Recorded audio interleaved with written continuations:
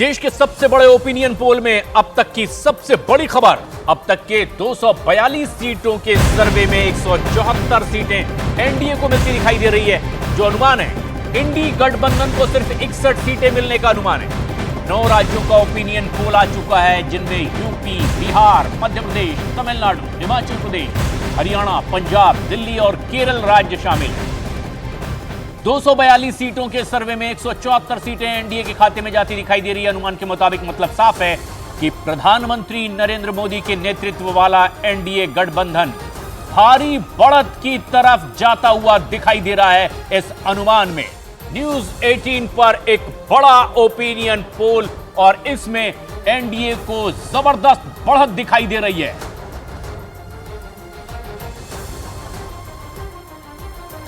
243 में से 242 सीटों का अनुमान और इसमें 174 सीटें एनडीए के खाते में जाती दिखाई दे रही है, जबकि इंडी गठबंधन को महज 61 सीटें मिलती नजर आ रही है, 7 सीटें अन्य के खाते में।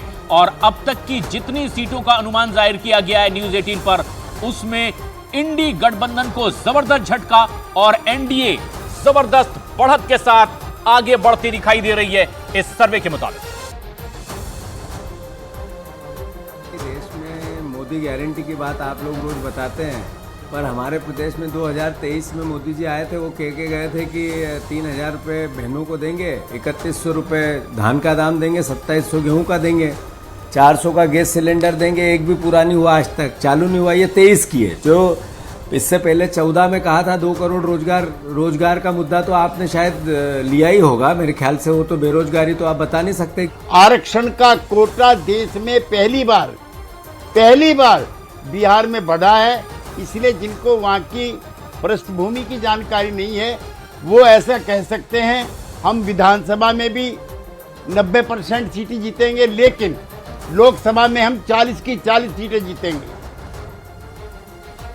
In an opinion poll of CNN News 18, they have given 2 seats to NDA in the state of Kerala. How do you see this? No, I am more optimistic than the number 2. I can see very clearly that there is a very strong, huge undercurrent of voters that want NDA MPs. They are, you know, that there is a backdrop of how the state economy has been mismanaged and how the Supreme Court is having to say that please bail out the state. Plus, the people are aware of what the Congress MPs have done when they were in power.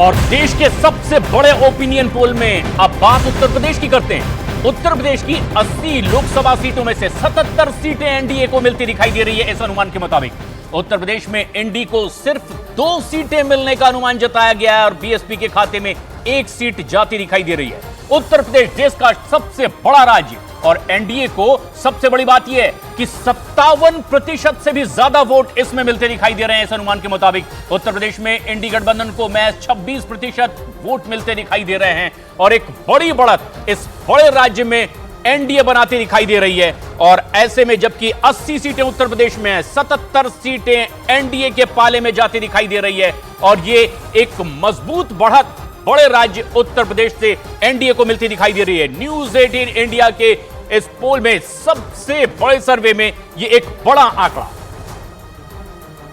देखिए, उत्तर प्रदेश 77 नहीं, उत्तर प्रदेश में clean sweep है। 80 की 80 सीटें हम जीतेंगे और कई प्रदेशों में Bharatiya Janata party clean sweep कर रही है। जिस तरीके से आपका न्यूज 18 ओपिनियन पोल अभी दर्शा रही थी, हमने देखा, चाहे बिहार हो, चाहे दिल्ली हो, चाहे मध्य प्रदेश हो, जिस जगह का भी ओपिनियन पोल हमने देखा है वहां पे पूर्ण clean sweep Bharatiya Janata party कर रही है। ये विश्वास देश की जनता का है। समाजवादी पार्टी और कांग्रेस के गठबंधन के बाद इंडिया गठबंधन बहुत अधिक मजबूत हो गया है।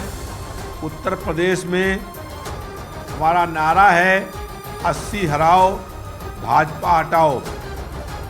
पूरे देश में सत्ता परिवर्तन का माहौल बन गया है।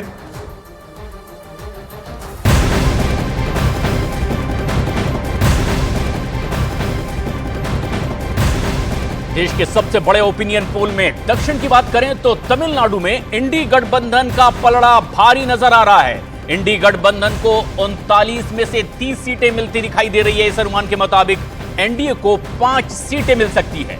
तमिलनाडु में एनडी का वोट शेयर भी सबसे ज्यादा 51% दिखाई दे रहा है और एनडीए को 13% मत मिलने का अनुमान इस एग्जिट पोल में। और ये एक बड़ा सर्वे न्यूज 18 इंडिया पर, जिसमें कि तमिलनाडु में इंडी गठबंधन को 39 में से 30 सीटें मिलने का अनुमान जताया गया है और एनडीए को 5 सीटें मिल सकती है। खास बात यह है कि इंडी गठबंधन को यहां पर 50% से भी ज्यादा वोट मिल सकते हैं।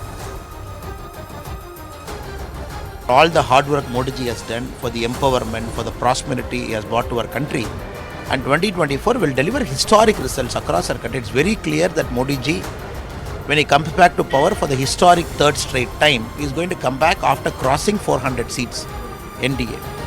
And in Tamil Nadu also, it will be a historic number.